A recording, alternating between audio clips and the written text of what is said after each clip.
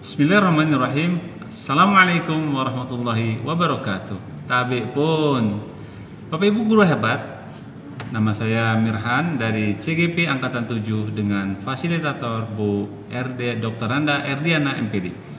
Pada kesempatan ini saya akan berbagi bagaimana menerapkan budaya positif di kelas maupun di sekolah. Salah satu bentuk bagaimana kita menerapkan budaya positif yaitu dengan membuat suatu kesepakatan. Kesepakatan contohnya adalah kita buat bersama siswa untuk menciptakan budaya disiplin positif. Yang pertama, kesepakatan kelas. Kesepakatan kelas dapat membantu dalam membentuk budaya disiplin positif di kelas. Disiplin tanpa ancaman ataupun tanpa hukuman, menerapkan budaya positif, menerapkan budaya disiplin positif dapat meningkatkan kesadaran siswa dalam membentuk karakter siswa. Budaya positif dibuat melalui kesepakatan, kolaborasi dan sinergi, sehingga siswa dilibatkan dan bertanggung jawab dalam menjawab kedisiplinan tersebut.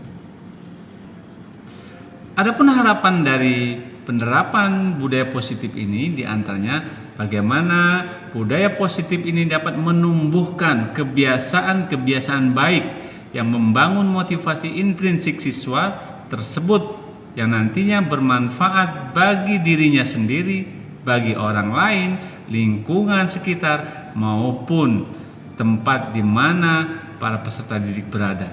Sehingga dengan membudayakan disiplin positif, insya Allah itu akan menjadi bekal bagaimana menciptakan pelajar yang memiliki karakter yang baik, karakter tanggung jawab, dan itu dimulai dari hal yang terkecil, dari ruang lingkup yang terkecil, yaitu di dalam kelas. Adapun implementasi dari kesepakatan kelas bisa juga dibuat suatu kesepakatan belajar di mana tahap awal menumbuhkan budaya disiplin positif itu bisa melibatkan semua siswa. Hal ini dapat dilakukan dengan yang pertama menyatakan tujuan belajar murid. Jadi dengan kesepakatan ini bagaimana membuat sebuah pernyataan bahwa murid harus memiliki tujuan untuk apa dia belajar. Kemudian yang kedua, menyusun dan mempertahankan perilaku baik. Dan yang ketiga, mendokumentasikan kesepakatan kelas yang sudah dibuat bersama-sama bersama murid. Kemudian biasakan dan rutinitas untuk melakukan refleksi. Dan yang terakhir, memastikan kesepakatan kelas serta konsekuensi yang bisa didapatkan itu dijalankan dengan baik. Sehingga hasil yang diharapkan dari kesepakatan kelas itu dapat memberikan interaksi aktif baik bagi guru maupun peserta didik yang harmonis sehingga tercapai apa yang diinginkan dari kolaborasi dan sinergi untuk menciptakan suatu budaya disiplin positif. Bapak guru hebat, dengan budaya disiplin positif harapannya adalah bagaimana menciptakan ekosistem pendidikan yang nyaman, yang harmonis, yang berkarakter.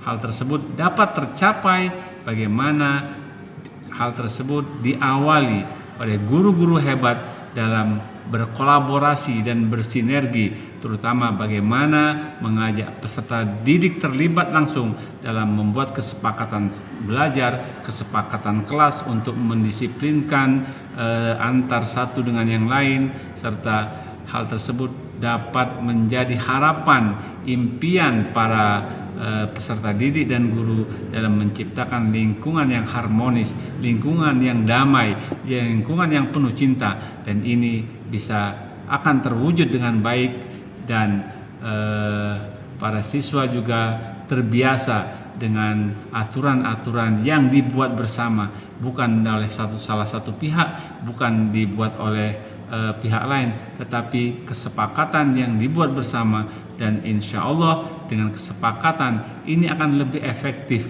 dalam penegakan kedisiplinan dalam menegakkan rasa tanggung jawab pada diri sendiri, karena itu lahir dari ide para siswa masing-masing, lahir dari keinginan dalam dirinya masing-masing, dan itu akan menjadi modal awal untuk mendapatkan kondisi sekolah, kondisi belajar, kondisi kelas yang nyaman, tertib, karena hal tersebut bersama-sama dibuat.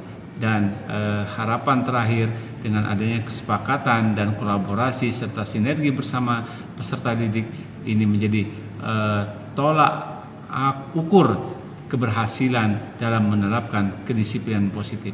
Demikian, kurang lebihnya mohon maaf. Assalamualaikum warahmatullahi wabarakatuh. Mm-hmm.